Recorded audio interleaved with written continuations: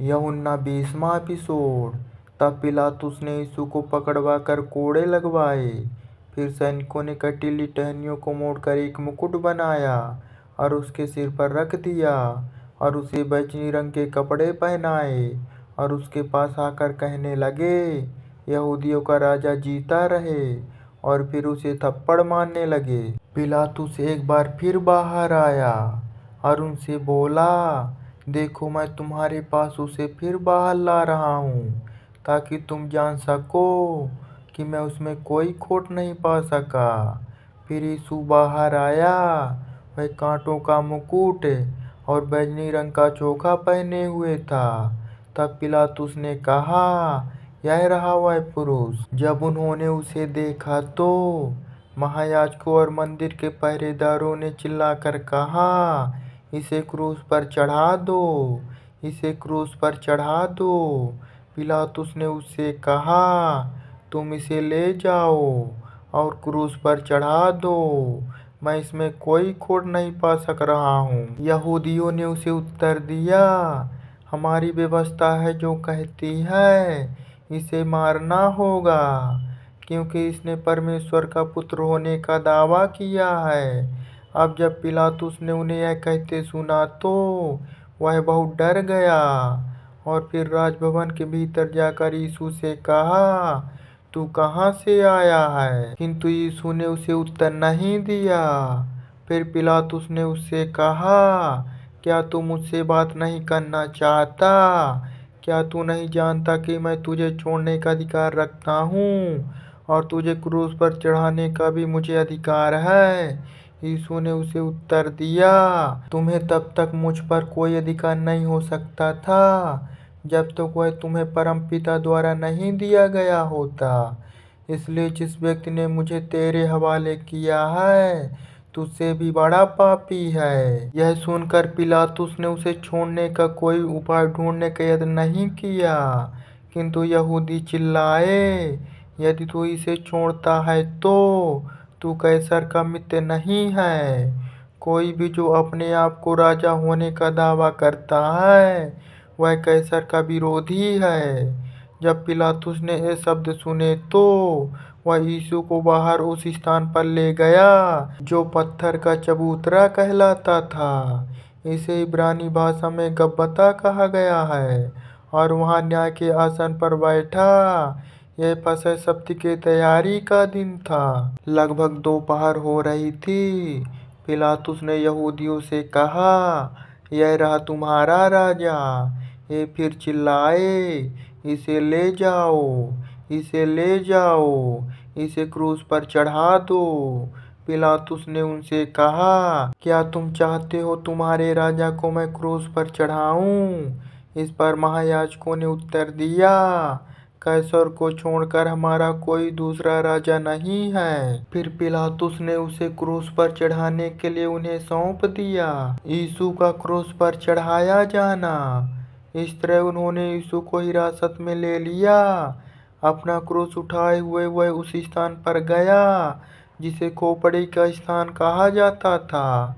इसे इब्रानी भाषा में गुलगुता कहते थे। वहां से उन्होंने उसे दो अन्य के साथ क्रूस पर चढ़ाया, एक इधर दूसरा उधर और बीच में यीशु। पिलातुस ने दोष पत्र क्रूस पर लगा दिया। इसमें लिखा था, यीशु नासरी, यहूदियों का राजा। बहुत से यहूदियों ने उस दोष पत्र को पढ़ा, क्योंकि जहां यीशु को क्रूस पर चढ़ाया गया था वह स्थान नगर के पास ही था और वह ऐलान इब्रानी, यूनानी और लातीनी में लिखा था। तब प्रमुख यहूदी नेता पिलातुस से कहने लगे, यहूदियों का राजा मत कहो, बल्कि कहो उसने कहा था कि मैं यहूदियों का राजा हूँ। पिलातुस ने उत्तर दिया, मैंने जो लिख दिया सो लिख दिया। जब सिपाही यीशु को क्रूस पर चढ़ा चुके तो उन्होंने उसके वस्त्र लिए और उन्हें 4 भागों में बांट दिया, हर भाग एक सिपाही के लिए। उन्होंने कुर्ता भी उतार लिया, क्योंकि वह कुर्ता बिना सिलाई के ऊपर से तक बिना हुआ था। इसलिए उन्होंने आपस में कहा, इसे फाड़े नहीं, बल्कि इसे कौन ले, इसके लिए पर्ची डाल लें, ताकि शास्त्र का यह वचन पूरा हो। उन्होंने मेरे कपड़े आपस में बांट लिए और मेरे वस्त्र के लिए पर्ची डाली, इसलिए सिपाहियों ने ऐसा ही किया। यीशु के क्रूस के पास उसकी माँ, मौसी, क्लोपास की पत्नी मरियम और मरियम मगदलिनी खड़ी थी। यीशु ने जब अपनी माँ और अपने प्रिय शिष्य को पास ही खड़े देखा तो अपनी माँ से कहा, प्रिय महिला, यह रहा तेरा बेटा। फिर वह अपने शिष्य से बोला, यह रही तेरी माँ। और फिर उसी समय से वह शिष्य उसे अपने घर ले गया। यीशु की मृत्यु। इसके बाद यीशु ने जान लिया कि सब कुछ पूरा हो चुका है। फिर इसलिए कि शास्त्र सत्य सिद्ध हो, उसने कहा, मैं प्यासा हूँ। वहाँ सिरके से भरा एक बर्तन रखा था, इसलिए उन्होंने एक स्पंज को सिरके पे पूरी तरह डुबोकर हिस्सा पे अर्थात जूफे की टहनी पर रखा और ऊपर उठाकर अपने मुंह से लगाया। फिर जब यीशु ने सिरका ले लिया तो वह बोला, पूरा हुआ। तब उसने अपना सिर झुका दिया और प्राण त्याग दिए। यह फसह की तैयारी का दिन था। सब्त के दिन उनके शव क्रूस पर न लटके रहे, क्योंकि सब्त का वह दिन बहुत महत्वपूर्ण था। इसके लिए यहूदियों ने पिलातुस से कहा कि वह आज्ञा दें कि उनकी टांगें तोड़ दी जाए और उनके शव वहां से हटा दिए जाएं। तब सिपाही आए और उनमें से पहले की और फिर दूसरे व्यक्ति की, जो उसके साथ क्रूस पर चढ़ाए गए थे, टांगें तोड़ी।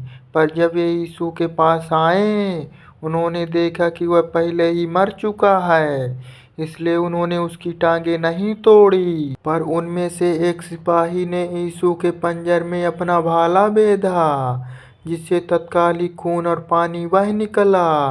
जिसने यह देखा था, उसने साक्षी दी और उसकी साक्षी सच है।